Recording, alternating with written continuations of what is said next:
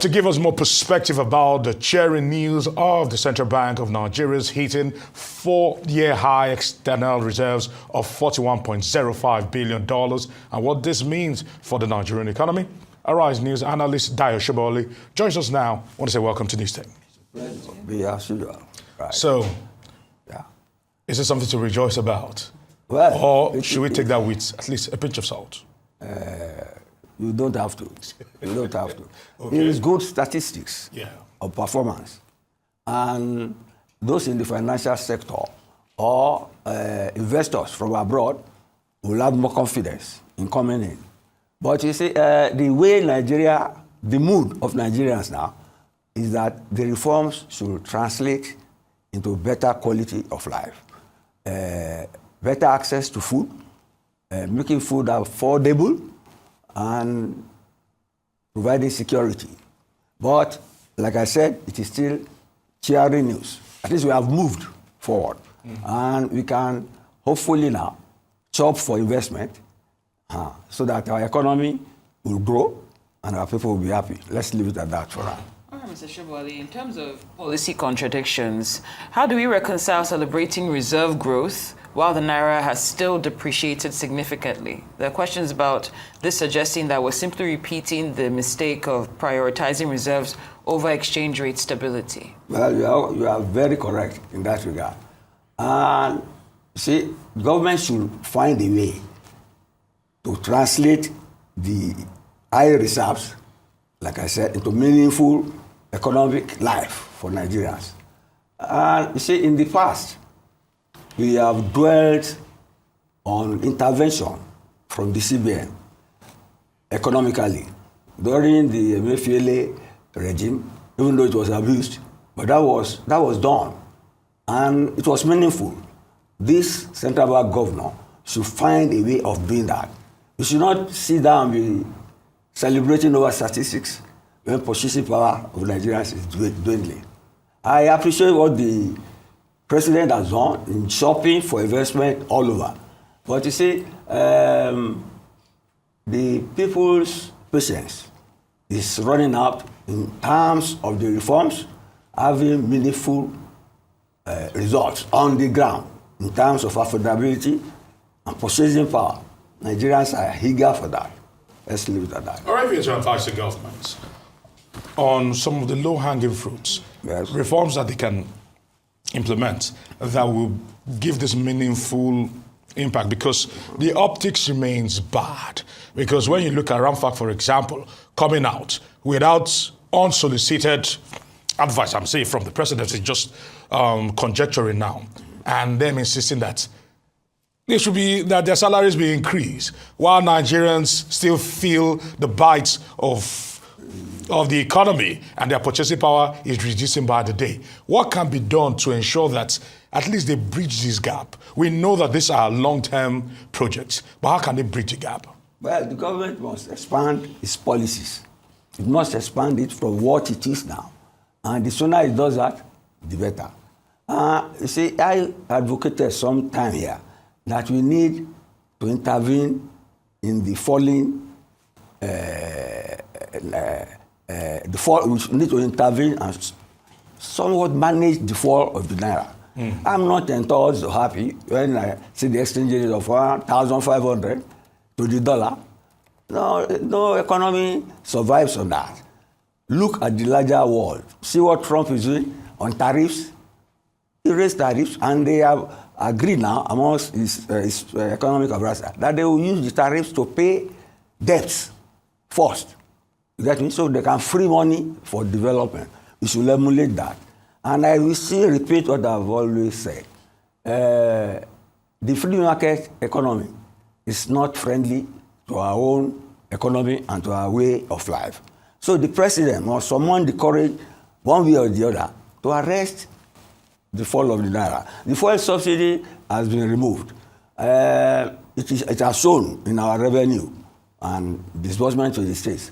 But then the important thing is to be in tune with the aspirations and expectations of Nigerians, which, as you rightly said, is very, very low. The morale is low. Let government find a way to marry the beautiful news of foreign exchange, to translate into better infrastructure, better educational facilities. Indeed, government can intervene economically, domestically, in infrastructure, in education, in agriculture. They know how they could do it. Because even this, the World Bank is still advocating the free market economy. Whereas the bastion of free market economy is doing intervention economy. That is what Trump is doing. So we too should look inwards and find a way of helping ourselves out of the mud. Mr. Sobowale, regarding the credibility of this report, the report of this progress, there are questions about if we're actually seeing dollar inflows or it's simply reduced outflows due to import restrictions masquerading as reserve strength. Which do you think this is? You don't have to doubt government statement on the reserve. I will not do that. I will not do that. You see, as at now, the country that has the greatest reserve is China, followed by Japan. And they are held in American dollars. So this, you can see that the tariffs, prices, the IRS, there is a limit to how Trump can go with China when their foreign exchange reserve is in American dollars. China too cannot face America because they are intertwined economically. We should take a step away from the free market economy and do some intervention. You can intervene, stop prices. I mean, put a ceiling on prices, put a ceiling on the exchange rate, so that the way it is, you know how it was before, and the thing has gone to 1,500 or something. Yeah. And we are celebrating. If industries are still alive and working, it's because they have diversified or they have innovated. So government should not sit on its, just not sit idly and be celebrating statistics when it is not translated into better quality of life. I will repeat that again. All right, but how do you do that? Because the point is this, the overarching influence that monetary bodies like the IMF and the World Bank have on our economy and what they say and the kind of ratings they give to us. And that particular gulf, that what they are saying is good. Because, for example, like Cynthia was saying, on paper it might look good, but the people that are supposed to be the beneficiaries of several of this good news are not seeing the impact. How do we now begin to tell the IMF and the World Bank, like Donald Trump is doing, the president of the US, that you might have your policies, you might have your way of thinking and the way of doing things, but we will do what will favor us first before we pander to what you're saying is a better outlook? We are saying that the ball is in the court of our president. Yes, it is. That's right. But how can he act let me give without... you an example. Yes. He is the president of the country. You see this dispute going on between Trump and his the CBN equivalent, Federal Reserve. Yes. He's asking the man to lower interest rate, and the man has not lowered the interest rate because they are supposed to be independent. But I'm sure if the president sits down and looks at, it takes a look at the plight of Nigerians, there's no way they will not do some intervention. At the rate at which we are going, if the Naira gets to 1,600, we'll still be celebrating. God forbid. Statistically, we are okay. Economically, and